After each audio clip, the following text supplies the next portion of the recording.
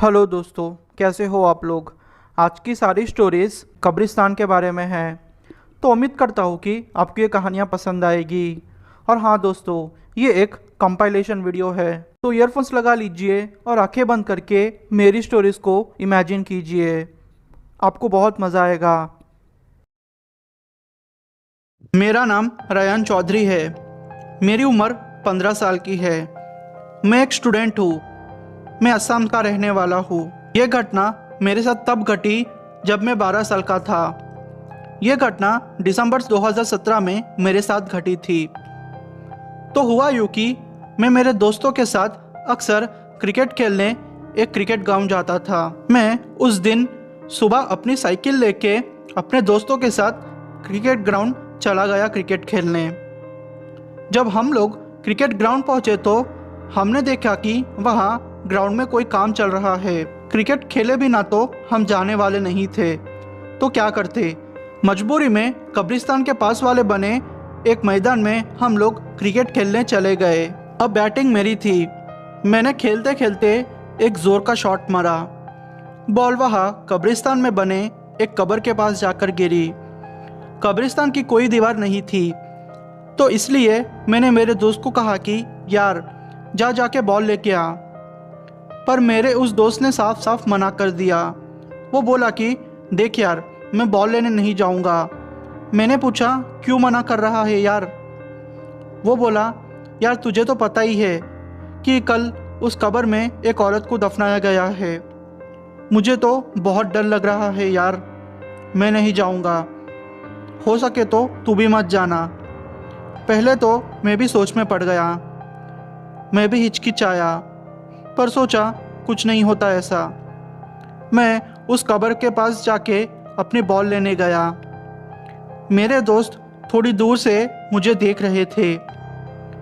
मैं जैसे ही उस कब्र के पास गया, मेरा दोस्त जोर से चिल्लाया। वो बोला क्या किया तूने यार। मैंने पूछा क्या हो गया यार तुम लोगों को।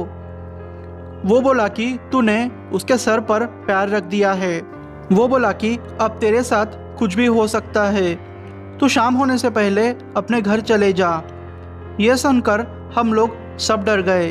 वैसे भी शाम होने वाली थी, तो अपनी साइकिल लेके घर जाने के लिए निकल गया। कब्रिस्तान से थोड़ा दूर घर जाने के रास्ते पे तालाब पड़ता है। लोगों का कहना था कि वो तालाब मनहूस है। मैं वैसे अकेले कभी उस तालाब पे नहीं जाता था, पर उस दिन मैं अकेला था।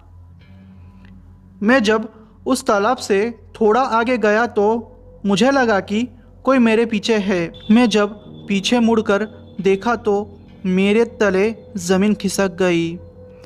मैंने देखा कि कोई औरत तालाब से बाहर निकलकर मेरे तरफ ही आ रही थी। उस औरत को देखकर मैं डर गया। मैंने मेरी साइकिल स्पीड से भगाई। पीछे देखा तो वो औरत भी मेरे पीछे आ रही थी। सोचा कि आज तो मारा जाऊंगा। वो औरत अब मेरे काफ़ी नज़दीक आ चुकी थी। थोड़े ही आगे मुझे एक मस्जिद दिखाई दी। मैंने अपनी साइकिल और तेज़ भगाई। वो औरत मुझे पकड़ने वाली ही थी कि मैं मस्जिद में घुस गया। थोड़ी देर तक मैं मस्जिद में ही रहा और फिर अपने घर जाने के लिए निकल गया। मैंने अपनी माँ को सब कुछ बताया। मेरे साथ जो भी घटा था मैंने अपनी माँ को अच्छे से बता दिया। मेरी माँ मुझे अगले दिन दरगाह लेके आई। उस दिन के बाद से मुझे वो औरत फिर कभी नहीं दिखाई दी। ये दूसरी कहानी रज़ाक अली ने भेजी है। रज़ाक कहते हैं कि यह घटना मेरे साथ मई 2015 में घटी थी। मेरी उम्र 30 साल की है और मैं खेत में काम करता हूँ। मैं मध्य प्रदेश के एक छोटे से गांव का रहने वाला हूँ। हुआ यूँ कि उस दिन मैं खेत में काम कर रहा था और काम करते करते मुझे रात के 10 बज गए थे। मैं मेरे घर की तरफ निकल गया।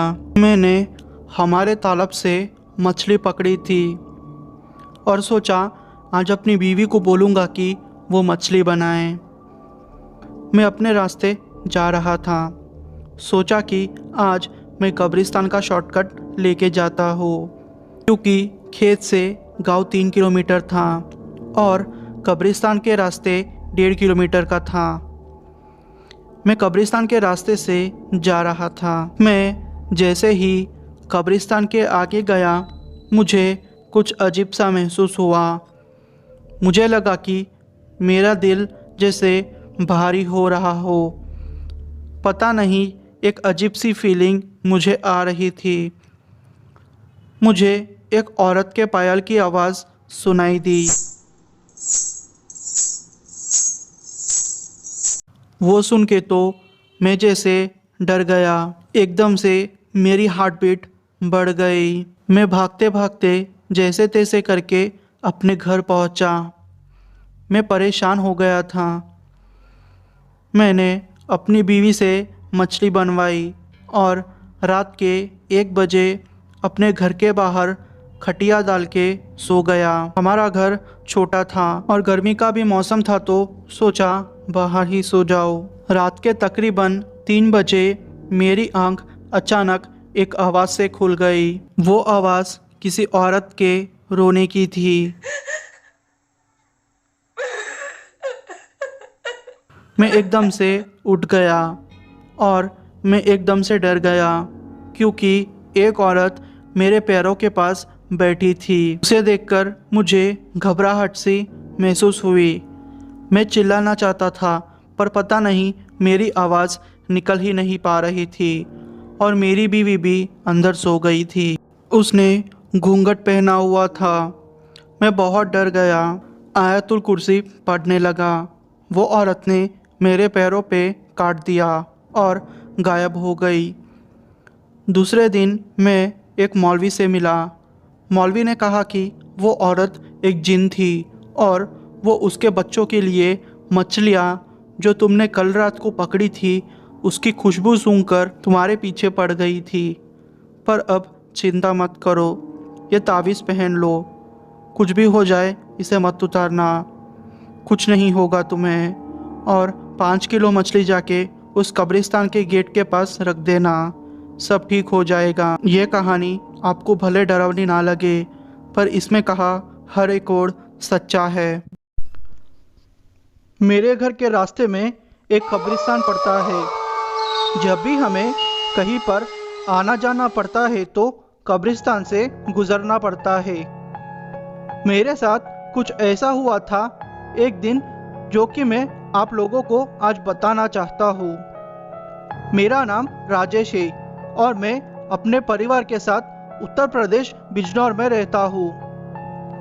मेरा एक बड़ा भाई भी है जो कि लखनऊ यूनिवर्सिटी में बीटेक कर रहा है और एक छोटी बहन भी है जो कि कॉलेज में पढ़ती है। घर में मैं एक लौता ऐसा हूँ जो कि रात को अपने दोस्तों के साथ मूवी देखता हूँ और घूमता रहता हूँ। मुझे घर में किसी की भी कोई भी रोक टोक नहीं है। मैं कहीं भी आ जा सकता था। आज मैं आपको उस दिन के बारे में बताने जा रहा हूँ जो कि मेरी लाइफ का बहुत ही डरावना दिन था। मुझे बहुत अच्छे से याद है कि मैं और मेरे 3 दोस्त रात को अपने कॉलेज फ्रेंड की एक बर्थडे पार्टी में गए हुए थे। पार्टी लगभग रात के 9 बजे से शुरू होकर 12 बजे तक ख़त्म हुई। मेरे बाकी दोस्तों का घर मेरे घर से काफ़ी दूर था, इसलिए वो मुझे रास्ते में घर के नज़दीक ही छोड़कर अपने अपने घरों पर चले गए थे। मैं अकेला ही घर पर आ रहा था। जैसा कि मैंने आपको बताया कि मेरे घर के रास्ते में एक कब्रिस्तान पड़ता है, तो जैसे ही मैं उस कब्रिस्तान के पास पहुंचा तो मैंने किसी को देखा जो कि बहुत ही अजीब था। बहुत अजीब इसलिए था क्योंकि पहली बात तो यह है कि रात को कब्रिस्तान में कोई भी नहीं रुकता और दूसरी बात यह है कि कब्रिस्तान का दरवाज़ा भी बंद होता है, लेकिन पता नहीं उस दिन खुला था। ऐसा आज तक कभी भी नहीं हुआ। पहले तो मैंने सोचा कि किसी को बुलाऊं और इस बारे में बताऊं, लेकिन बाद में सोचा कि क्यों ना मैं खुद ही जाकर देख लूं कि क्या है। क्योंकि वैसे तो मैं डरता नहीं हूँ, लेकिन कभी कभी डर लगना बहुत ज़रूरी हो जाता है। मैं धीरे धीरे उस कब्रिस्तान की ओर बढ़ने लगा, यह देखने के लिए कि आखिर कौन है वहाँ पर। मैंने गेट पर जाकर आवाज़ लगाना शुरू कर दिया, पर कोई भी नहीं बोल रहा था। मुझे लगा शायद मेरी आवाज़ किसी को भी नहीं सुनाई दे रही होगी, तो मैं और अंदर चला गया और देखने लगा कि कौन है वहाँ पे। तो मुझे एक आदमी दिखाई दिया जो कि कब्र के पास खड़ा हुआ था। मैंने उसे दोबारा से आवाज़ लगाना शुरू कर दिया, लेकिन वो पीछे ही नहीं मुड़ रहा था, बस चुपचाप खड़ा था। अब मैं उसके पास गया और उसके कंधे पर हाथ लगाया, तो उसने एकदम से पीछे मुड़कर देखा। उसे देख मेरे तो होश ही उड़ चुके थे। वो कोई और नहीं बल्कि हमारे पड़ोस में ही रहने वाले एक अंकल थे, जिनका नाम जॉन फर्नांडिस था। वो मुझे देख रहे थे और मैं उन्हें। मुझे बिल्कुल भी विश्वास नहीं हो रहा था कि आखिर ये कैसे हो सकता है। मेरा मतलब, वो लगभग 15 साल पहले ही मर चुके थे, लेकिन फिर भी वो मुझे साफ साफ नजर आ रहे थे। इससे पहले कि मैं उनसे कुछ कह पाता या फिर कुछ और बोल पाता, वो अचानक ही धुएं में गायब हो चुके थे। ऐसा देखकर मेरी तो रूह ही कांप गई थी। बाद में मैं घर वापस आकर मैंने सब घर वालों को ये बताया। उन्होंने कहा कि जब कोई भी ज़्यादा किसी को पसंद करता हो तो वो उसे मरने के बाद भी नजर आता है। ये बिल्कुल सच्ची बात है। ये बात उन दिनों की है जब मैं अपने दोस्त के घर उसकी सिस्टर की शादी से वापस अपने घर लौट रहा था। बात लगभग 8 साल पुरानी है। दिसंबर की ठंड का मौसम था और ठंडी ठंडी हवा के साथ हिलते पेड़ मानो रात में शैतान का रूप आ गया हो। मेरा नाम दिनेश है और मैं जम्मू का रहने वाला हूँ। नज़दीक ही मेरे दोस्त की सिस्टर की शादी थी और उसमें मुझे बुलाया था। मेरी तबीयत रात को खराब हो जाने के कारण से मैं कुछ जल्दी ही घर की ओर निकल गया। मुझे मेरे दोस्त ने बहुत रोका, लेकिन मैं रुका नहीं और वापस घर की ओर चल दिया। मुझे याद है कि मेरे दोस्त के घर से लगभग 3 किलोमीटर दूर रास्ते में एक कब्रिस्तान पड़ता है। मैं अपनी बाइक से ही गया था शादी में। जैसे ही मैं उस कब्रिस्तान के पास पहुंचा तो मेरी बाइक अचानक से रुक गई। मुझे लगा ये क्या हो गया है। अभी तो मेरा घर लगभग उस कब्रिस्तान से 4.5 किलोमीटर दूर था। रात के समय ना तो कोई ऑटो या ना तो कोई बाइक ठीक करने वाला दिख रहा था। मैंने सोचा क्यों ना घर पर कॉल करके भाई को बुला लेता हूँ। तो मैंने फ़ोन करने की कोशिश की, लेकिन कॉल भी नहीं मिल पा रहा था। अब तो मुझे बहुत ही ज़्यादा डर लगने लगा कि यह फ़ोन को क्या हो गया है। अब यह क्यों नहीं काम कर रहा। पहले तो बाइक खराब हो गई और अब यह फ़ोन भी। मैंने गुस्से में अपने फ़ोन को कब्रिस्तान की ओर फेंक दिया। यार, ये तो भाई का गिफ्ट दिया हुआ है। लगभग 18,000 का फ़ोन था ये। अब मैं उसे ढूंढने के लिए कब्रिस्तान के अंदर चला गया तो मुझे वहाँ का वातावरण कुछ अलग ही लग रहा था, क्योंकि ठंड का मौसम होने के बावजूद भी वहाँ पर गर्मी लग रही थी मुझे। मैं सोचने लग गया कि ये क्या हो रहा है आज मेरे साथ। मैंने फिर कुछ ना सोचकर फ़ोन को ढूंढना शुरू कर दिया। जब मैं अपने फ़ोन को ढूंढते हुए एक कब्र के पास पहुंचा तो मुझे उसमें से कुछ हलचल नज़र आई, तो मैं वहां से एक कदम से दूर भाग गया। तो कुछ देर बाद में मैं क्या देखता हूँ कि उसमें से एक हाथ निकलता हुए मुझे नज़र आ रहा है। मुझे बहुत डर लग रहा था। धीरे धीरे हाथ बहुत ही बड़ा होता जा रहा था और देखते देखते उस कब्र में से भूत ही बाहर आ चुका था। मेरे तो होश ही उड़ गए थे उसे देखकर। मैं अब वहाँ पर बिल्कुल भी नहीं रुकना चाहता था, लेकिन भाग भी तो नहीं पाऊंगा ना। वो भूत भी तो गेट के नज़दीक था। जैसे ही वो कुछ दूर गया, मैं तुरंत ही वहाँ से भाग निकला और अपने घर वापस आ गया। घर आके मैंने ये घटना मेरे मम्मी पापा को बोली और उन्होंने मुझे बहुत ही डांट लगाई कि मैं उस कब्रिस्तान में क्यों गया था। मैं थोड़े दिन बीमार रहा, फिर मेरी तबीयत ठीक हो गई। खुद अपने साथ घटित सच्ची घटना को बिहार के रहने वाले सौरभ बताने जा रहे हैं। जो घटना मेरे साथ घटी वो बहुत ही अजीब थी। मैंने सपने में भी नहीं सोचा था कि ऐसा भी कुछ मेरे साथ होगा। मुझे कभी भी इन भूत प्रेतों पर कतई यकीन नहीं होता था।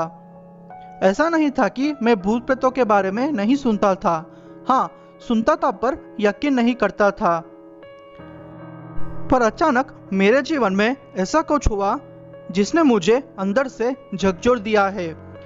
आज भी मैं आईने में अपनी तस्वीर देखता हूँ तो काफी देर तक देखता रहता हूँ। मुझे यकीन नहीं होता कि मैं आज भी जिंदा हूँ। आपने श्मशान घाट के बारे में तो सुना ही होगा। हर दिन कितनी लाशें वहां जलकर खाक हो जाती है, जिसकी गिनती भी नहीं की जा सकती। कहा जाता है कि यहाँ जलने के बाद हर व्यक्ति को मुक्ति मिल जाती है, पर ऐसा नहीं होता। भूत और प्रेत और आत्माओं का बड़ा गढ़ है स्मशान। ऐसा नहीं कि आपके साथ कुछ घटना नहीं घटी हो और वो आत्मा नहीं है। आत्मा है, लेकिन बुरी नहीं है और उसे मुक्ति मिल चुकी होती है। लेकिन जब दुष्ट आत्मा से आपका सामना होता है तो आपका जिंदा बच पाना मुश्किल हो जाता है। और मेरा सामना एक ऐसी ही दुष्ट आत्मा से हो रहा था जिसने मेरे जीवन को बहुत मुश्किल बना दिया था। मेरे पड़ोस के एक व्यक्ति कुछ दिनों से बीमार चल रहे थे। उन्हें दिमागी बुखार था। उसने हर जगह अपना इलाज करवाया, लेकिन वो ठीक नहीं हो पा रहा था और अचानक एक दिन वो सुबह 4 बजे मर गया। मैं और मेरा भाई दोनों उसके घर जाकर देखा तो वो सचमुच मर गया था। मैंने उसके चेहरे को देखा तो उसकी आंखों से कुछ सफ़ेद सा तरल पदार्थ बह रहा था। दोनों आंखें पूरी खुली थी और उसका चेहरा एकदम डरावना था। सुबह से सब व्यवस्था करते हुए लाश को घाट तक ले जाने में तैयारी कर रहे थे। फरवरी का महीना था। कड़ाके की ठंड पड़ रही थी। हम लोग तकरीबन 12-13 आदमी थे। इनके पार्थिव शरीर को जीप के छत पर रस्सी से कस के बांधा हुआ था और हम दोनों भाई जीप के पिछले सीट पर बैठे हुए थे। तेज चल रही गाड़ी और बाहर से आती ठंड हवा से हमें बहुत ठंड लग रही थी और ठंड हवा के साए की आवाज़ अंदर से डर का एहसास करवा रही थी। ठंड से सभी का हाल बहुत बुरा था और कुछ घंटों में हम घाट तक पहुंच गए। रात के तकरीबन 11 या 12 कुछ बज रहे थे। घाट के बगल जीप रुकी। हम और मेरे साथ कुछ लोगों ने मिलकर लाश को जीप से नीचे उतारा। लाश को जीप से नीचे उतारते वक्त मेरे हाथों में जीप के एक कोने से चोट लग गई और मेरे अंगूठे से खून बहने लगा। लेकिन चोट मामूली सी थी, इसलिए मैंने उतना और उस पर गौर नहीं किया। उसको हम सब मिलकर नीचे रख दिए। इतने ठंड रात में स्मशान घाट का वो माहौल बहुत ही डराने वाला था। चारों तरफ धुआं जल रहा था और वहाँ का नज़ारा बहुत ही डरावने वाला था। उन्हें जलाने के लिए हम लोगों ने लकड़ी ले ली थी और कुछ ही घंटों के अंदर उनकी चिता वहाँ तैयार हो चुकी थी।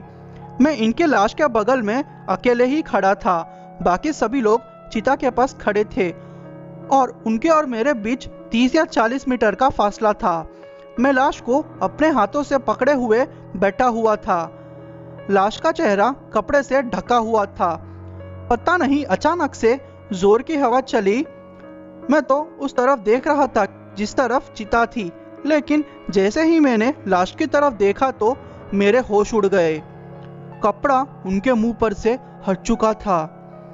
मैं अच्छी तरह से मुझे पता है कि उनका चेहरा तो पहले बिल्कुल भी नहीं था और उनकी आंखों की पुतलियां एकदम फैली हुई थी। मेरे देखने पर ऐसा लग रहा था कि वो मुझे ही घूर रहे हो। मैं डर गया और अपने भाई को आवाज देकर वहां बुलाया। मेरा भाई वहां आकर उनके मुंह पर वो कपड़ा फिर से रख दिया और बोला, चलो लाश को वहां पर रख देते हैं। और इसी बीच कुछ और लोग वहां आकर उस लाश को उठाकर चिता पर रख दिए। कुछ ही समय बाद पता नहीं मुझे क्या हो रहा था। मुझे डर लग रहा था कि मैं लाश से अब 20 या 30 कदम पीछे की ओर हट गया और अब लाश जलना शुरू हो गई थी। मैंने अपनी आंखों से देखा उनके हाथ, चेहरे और उनकी पूरी बॉडी आग में जल रही थी। आग से जलकर चेहरे से पिघल रहे चमड़ी देखकर मेरा मन और विचलित हो गया। मैं डर कर और थोड़ी दूर पर जाकर खड़ा हो गया था, बिल्कुल अकेला। मैं भले ही वहाँ अकेला खड़ा हो गया था, पर मुझे यह लग रहा था कि मेरे पीछे कई सारे लोग खड़े हैं। मैंने पीछे मुड़कर देखा तो वहाँ कोई भी नहीं था मेरे सिवाय। ऐसा आभास हो रहा था कि मेरे पीछे कोई औरत खड़ी है जो धीमी फूस-फूस की आवाज़ में कुछ बातें कर रही है और ऊपर से जल रही चिते की दुर्गंध मेरे नाकों तक पहुंच रही थी, जिसके कारण मुझे और भी अजीब सा लग रहा था। और मैं अचानक ही अपने भाई को बुलाकर वहां से तुरंत चलने के लिए कहने लगा। वो बोला, अरे रुको, कुछ देर में तो हम सब लोग चले ही जाएंगे ना। क्या हुआ तुम्हें, इतनी जल्दी में क्यों हो? आप रुके तो रुके, पर मैं जा रहा हूँ। और ये कहकर मैं जाने लगा। तभी मेरे भाई ने फिर से कहा, ठीक है मैं भी चलता हूँ तुम्हारे साथ, लेकिन पहले इन लोगों को बता तो दो। यह कहकर मेरा भाई उन लोगों के पास चले गया। मैं वहाँ अकेले खड़ा था और मेरा भाई वहाँ उन लोगों से जाने की बात कर रहा था। मुझे बस इतना याद है कि मैं वहाँ अकेला खड़ा था और उसके बाद मेरे साथ क्या हुआ मुझे कुछ भी याद नहीं है।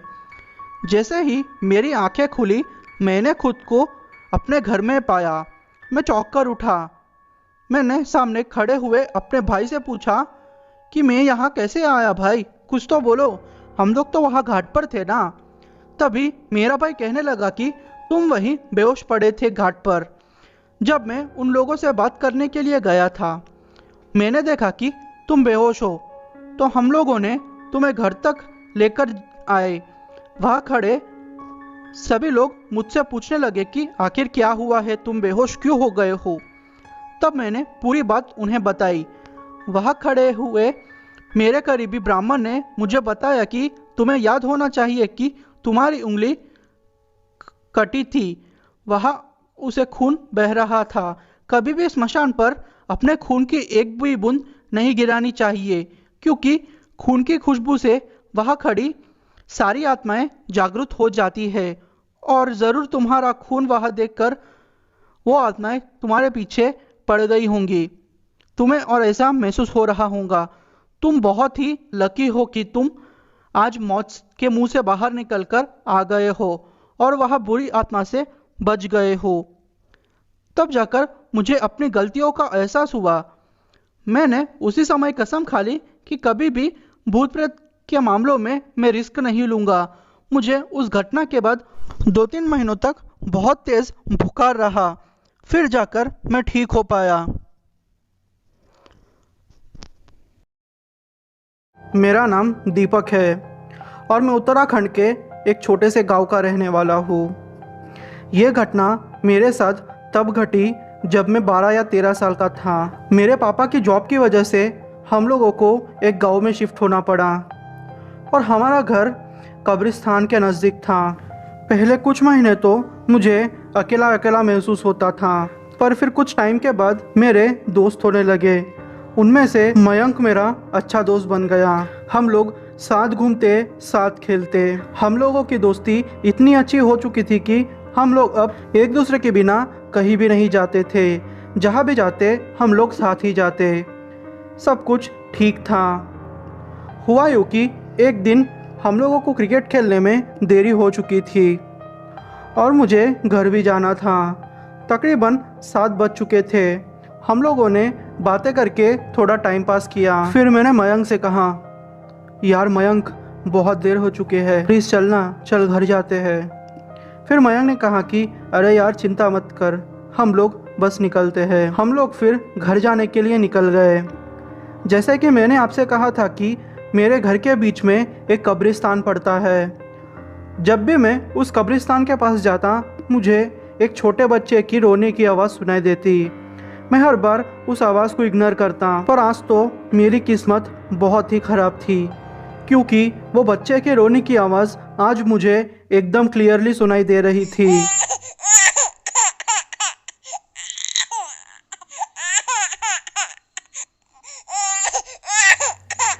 मुझे समझ में नहीं आ रहा था कि ये मेरे कानों का धोखा है या फिर सच में यहाँ कोई बच्चा भी हो सकता है। उस टाइम पे मुझे ज़्यादा नॉलेज नहीं थी। मुझ में समझ नहीं थी कि ये सब चीज़ें क्या होती है। फिर जैसे तैसे करके मैं घर पहुँच गया। दूसरे दिन मयंक ने मुझसे कहा कि तूने भी वो आवाज़ सुनी थी क्या? मैंने कहा हाँ भाई, मैंने भी वो आवाज़ सुनी थी। तो मयंक ने कहा कि उसने उसके पापा से सुना था कि यहाँ पे एक औरत और एक बच्चा मर गया था। उनकी आत्माएं भटकती रहती है, इसलिए हम लोगों को कल रात को उस बच्चे की आवाज़ सुनाई दी थी। अब आपको तो पता ही है, मुझे इन चीज़ों के बारे में पता भी नहीं था और मैं मानता था कि भूत होते भी नहीं, क्योंकि सिर्फ भगवान ही होते हैं। मुझे सिर्फ इतना पता था। मैं मयंक का मजाक उड़ाने लगा। मैंने कहा कि बेवकूफ़ है क्या तू, ये सब चीज़ों में भी भरोसा करता है? पागल हो गया है तू। फिर उसने कहा कि भाई, इसमें पागल होने की बात नहीं, तू यहाँ नया नया आया है, तुझे क्या ही पता होगा इस चीज़ के बारे में। मैंने फिर उससे बोला, तू जो भी कहना चाहता है साफ साफ बोल मुझे। पर वो कुछ भी नहीं बोल रहा था। डर उसके चेहरे पे साफ दिख रहा था। मुझे भी थोड़ा शक होने लगा, पर मैंने इसके बारे में ज़्यादा नहीं सोचा। मैं चौड़ में चल रहा था कि मैं इन सब चीज़ों को मानता नहीं तो डरने की क्या ही ज़रूरत है। उस रात को मुझे उस कब्रिस्तान के बार बार सपने आ रहे थे। मुझे समझ में नहीं आ रहा था कि मैं क्या करूं। मैं जैसे पागल हो रहा था। ये सिलसिला कुछ दिनों तक चला। मैंने आखिरकार तय किया कि चाहे कुछ भी हो जाए, मैं आज रात जाके देखूंगा कि आखिर चक्कर क्या है। और हुआ भी यही। मैंने मेरे घर में कहा कि मैं मयंक के साथ जा रहा हूँ और रात में उसके घर ही सो जाऊँगा। फिर मैं मयंक को लेके निकल गया। मयंक बोला कि भाई देख, हम लोग बेवकूफ़ी कर रहे हैं। पर मैंने बोला कि भाई तू चिंता मत कर, सब कुछ ठीक हो जाएगा, तू बस मेरे साथ आ। फिर मैं और मयंक दोनों कब्रिस्तान के पास चले गए। जैसे ही हम कब्रिस्तान के पास गए, हमें वही आवाज़ें सुनाई दे रही थी, जैसे कि कोई बच्चा रो रहा हो।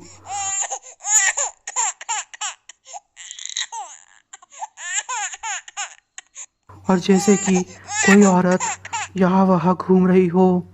उसके पायलों की आवाज़ सुनाई दे रही थी मुझे।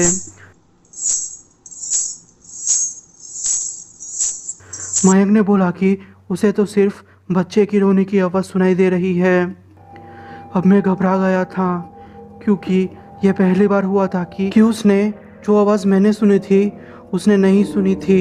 मैं अब थोड़ा घबरा गया था, पर फिर भी मैंने ये तय कर लिया था कि मुझे अंदर जाके देखना है कि आखिर वो बच्चा और औरत सच में है या नहीं। मयंक ने बोला कि भाई देख, मैं बाहर खड़े रहता हूँ, मैं तेरे साथ अंदर नहीं आ सकता, मुझे बहुत डर लग रहा है। मैंने बोला भाई ठीक है, मैं अंदर जा रहा हूँ। उस कब्रिस्तान का गेट टूटा हुआ था, तो मुझे अंदर जाने में कोई भी दिक्कत नहीं हुई। मैं फिर अंदर चले गया। अंदर सिर्फ लोगों की कब्र ही दिख रहे थे।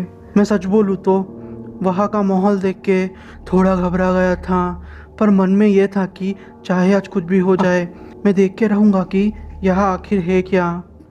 मैं ऐसे ही खबरों के बीच से यहाँ वहाँ चलने लगा। थोड़ा आगे जाते ही मुझे एक कब्र दिखाई दी। वहाँ पे एक औरत बैठी हुई थी। उस औरत ने सफ़ेद कपड़े पहन के रखे थे। मैं समझ गया था कि ये पक्का वही औरत होगी, पर फिर भी मेरे मन में ये डाउट आ रहा था कि शायद ये औरत वो ना हो, या फिर कोई भीख मांगने वाली औरत हो। उस औरत ने फिर मेरी तरफ देखा। उसके मुंह पे बाल थे। उसने अपने बाल पीछे किए। वो एक औरत ही थी, वो भूत नहीं थी, क्योंकि उसका मुंह एकदम ठीक ठाक था और उसकी आंखें भी एकदम ठीक ठाक थी। वो मेरे पास आई और बोले कि तुम यहाँ क्या कर रहे हो? मैंने बोला कि मैं बस उस औरत और बच्चे को देखने आया हूँ जिसकी आवाज़ मुझे रोज़ सुनाई देती मेरे सपनों में। फिर वो औरत बोली कि तुम यहाँ से चले जाओ। मुझे थोड़ा शक हुआ, क्योंकि उस औरत के पैर उल्टे थे। मैं समझ नहीं पा रहा था कि ये मेरा भ्रम है या फिर सच्चाई। उसने कहा कि मेरी वजह से उसके बेटे को डिस्टरबेंस होता है। मुझे तभी समझ जाना चाहिए था कि ये औरत मुझे धोखा देके मारने वाली है। फिर वो औरत उसके बच्चे के पास गई और उसका बच्चा लाके मेरे हाथ में थमा दिया। सच बोलूँ तो उसके बच्चे को देख के मेरी जान निकल गई थी। मेरे हाथ में एक छोटे बच्चे का कंकाल था और वो कंकाल सच में रो रहा था। मैंने फिर उस बच्चे को नीचे गिरा दिया। उस औरत को गुस्सा आया। उस औरत ने ज़ोर से बोला, ये क्या कर दिया तुमने? मेरे बेटे को नीचे गिरा दिया तुमने। मैं तुम्हें मार दूंगी। फिर वो औरत अपने असली रूप में आ गई। उसके लंबे लंबे बाल थे और आंखें भी उसकी लाल हो चुकी थी। मैं भागने लगा। वो औरत मेरे पीछे ही उड़ते उड़ते आने लगी। मुझे समझ में नहीं आ रहा था कि ये औरत कैसे उड़ रही है। फिर उस औरत ने मुझे पीछे से धक्का दिया और मैं कब्रिस्तान के दीवार पे आके मेरा सर टकराया। मैं वहीं बेहोश हो गया। फिर जब सुबह मेरी आँख खुली तो मैं मेरे घर में था। मेरे मम्मी पापा ने मुझे बहुत डांट लगाई। तकरीबन 3 महीने तक मैं बीमार रहा, तब जाके मेरी तबीयत ठीक हुई। मुझे आज भी उस बच्चे की रोने की आवाज़ याद है। जब भी मैं घर में अकेला होता हूँ तो उस बच्चे की आवाज़ मुझे आती है। हमने बहुत सारे बाबाओं को दिखा दिया, पर कोई भी फ़ायदा नहीं हुआ। शायद ये प्रॉब्लम मुझे मेरी ज़िंदगी पर सताती रहेगी, और दुख तो ये रहेगा कि मेरी वजह से मेरा दोस्त गायब हो गया। हाँ दोस्तों, मेरा दोस्त उस दिन से मिल नहीं रहा। पता नहीं क्या हो गया। उस दिन से वो गायब है। उसको बहुत ढूंढने की कोशिश की, पर उसका कोई भी अता पता नहीं चला। मेरी वजह से मेरे दोस्त ने शायद जान खो दी। उस चुड़ैल ने उसे मार दिया है शायद। ये कहानी भले आपको झूठी लगे, पर इसमें कहा हर एक वर्ड सच्चा है। दोस्तों, आपको ये कहानी कैसी लगी? अगर आपके साथ भी ऐसी कोई घटना घटी हो जो कि आप मुझे सेंड करना चाहते हो, तो आप मुझे मेरे इंस्टाग्राम में मैसेज करके या फिर मुझे मेल करके अपनी स्टोरी भेज सकते हो, जिससे कि मैं आपकी स्टोरी को सबके साथ शेयर करूँगा। थैंक यू दोस्तों।